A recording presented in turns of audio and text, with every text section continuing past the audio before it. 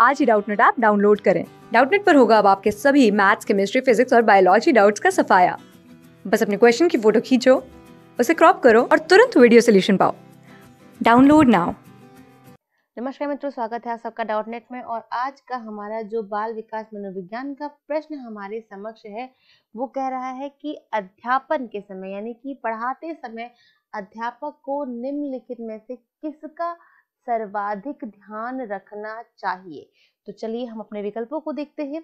तो जो हमारा पहला विकल्प दिया हुआ है वो कह रहा है विषय वस्तु, हमारा दूसरा विकल्प कह रहा है विद्यार्थियों की आयु, तीसरा विकल्प हमारा कह रहा है व्यक्तिगत भिन्नता और चौथा विकल्प हमारा कह रहा है विद्यार्थियों की पारिवारिक पृष्ठभूमि के बारे में। तो जो एक अध्यापक है यदि वो कक्षा में पढ़ाने जा रहा है, अध्यापक जो है यदि वो कक्षा में पढ़ाने जा रहा है तो उसका ध्यान विषय वस्तु पे तो होना चाहिए, यानी कि उसको ये पता होना चाहिए कि वो क्या पढ़ाने जा रहा है, किस प्रकार पढ़ाने जा रहा है। तो विषय वस्तु पर तो होना चाहिए ही चाहिए।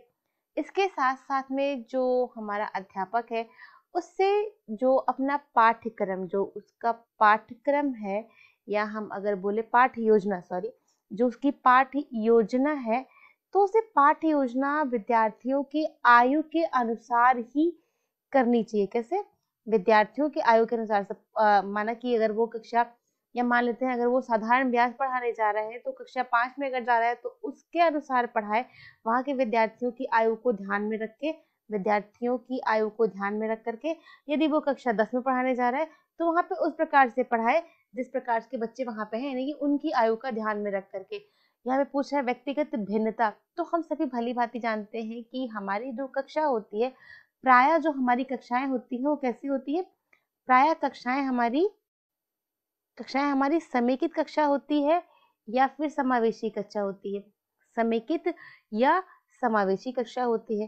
तो जब समेकित या समावेशी कक्षा होती है वहाँ पे भिन्न भिन्न या विभिन्न प्रकार के बच्चे जो होते हैं वो शिक्षा ग्रहण करने के लिए आते हैं। विभिन्न प्रकार के बच्चे शिक्षा ग्रहण करने के लिए आते हैं, ठीक है। तो इस तरह से जो हमारा अध्यापक है उससे अगर सबसे ज्यादा हम बात करें तो विद्यार्थी की व्यक्तिगत भिन्नता पर ध्यान देना चाहिए, क्योंकि कोई विद्यार्थी पढ़ने में बहुत अच्छा हो सकता है, कोई विद्यार्थी पढ़ने में बहुत अच्छा हो सकता है, उसका जो सीखने का ग्राफ है या जो सीखने का स्तर है हो सकता है वो बहुत ही जल्दी मतलब हमेशा चढ़ता ही जाए। हो सकता है कि व्यक्ति का ग्राफ थोड़ा धीमे चले या एक समय जाने के पश्चात रुक जाए। तो इस तरह से या एक व्यक्ति यानी कि जो सीखता जाए और हमेशा सीखता ही चला जाए, तो सीखने का स्तर जो है वो निम्न हो सकता है,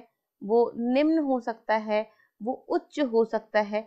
तो एक शिक्षक को हमेशा यानी कि सर्वाधिक ध्यान रखना चाहिए व्यक्तिगत भिन्नता का, कि अलग अलग बच्चों की अलग अलग जरूरतें हैं और उसके अनुसार उसे पढ़ाना चाहिए।